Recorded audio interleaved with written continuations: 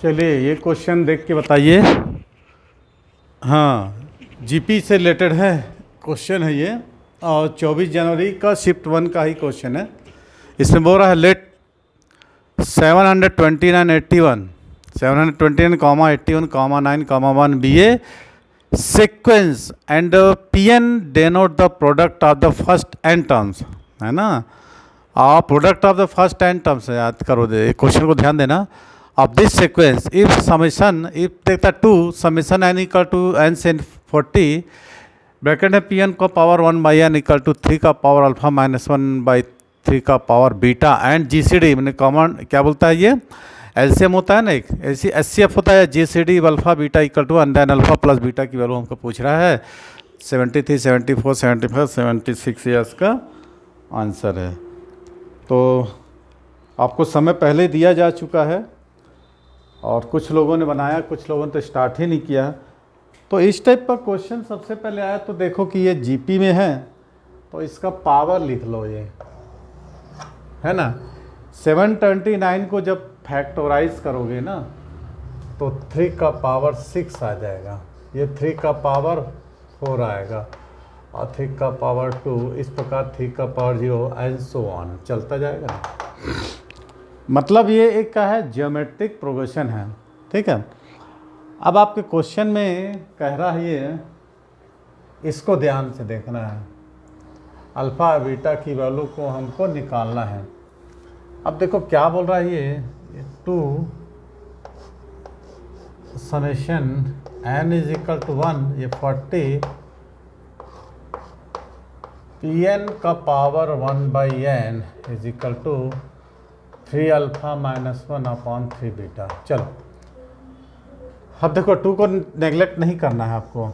अब n की जगह यदि मैं 1 रखता हूँ तो पहला टर्म आ जाता है the product of first n terms, ठीक है।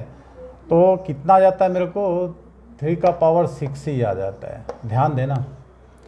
अब यदि n इक्वल टू 2 रख देता हूँ मैं, n इक्वल टू 2 रखता हूँ मैं तो P2 आ जाता है। P2 का मतलब होता है इन दोनों का प्रोडक्ट। अब देखिए इन दोनों का प्रोडक्ट निकालोगे तो कितना जाएगा, 3 का पावर 6 और 3 का पावर 10, यहाँ पर n इक्वल टू 2 पुट कर दूंगा तो 1/2 मैंने 3 का पावर 5 हो जाएगा, ठीक है। मैंने ऐसा आपको 3 का पावर 6, 3 का पावर 5, मैंने ऐसा सीरीज आपको मिलता जाएगा, ये ऐसा 3 का पावर 5, ठीक है।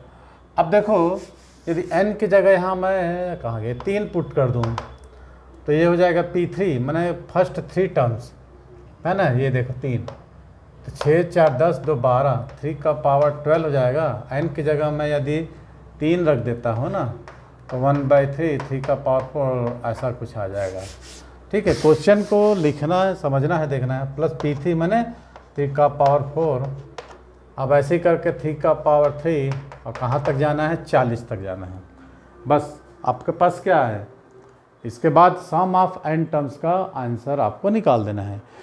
क्या लगेगा इसमें, 1 माइनस, देखो r क्या है इसमें, r 1 से छोटा है,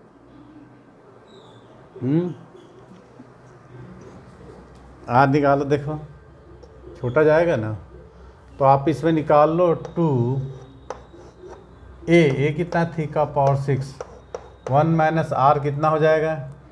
r को अपन जीपी में कैसे निकालते हैं, डिवाइड देते हैं तो 1/3 आ जाएगा, ठीक है।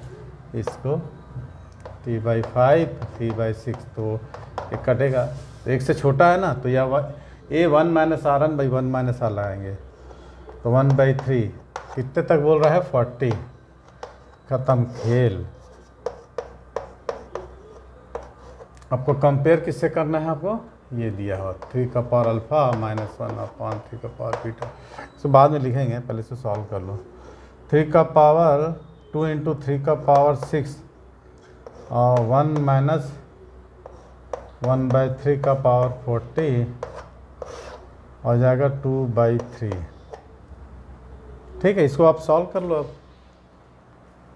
3 का पावर 40 माइनस 1 आ जाएगा, इसी तरह लाना है ना, 2 इंटू 3 का पावर 6 इंटू 3 का पावर 1/2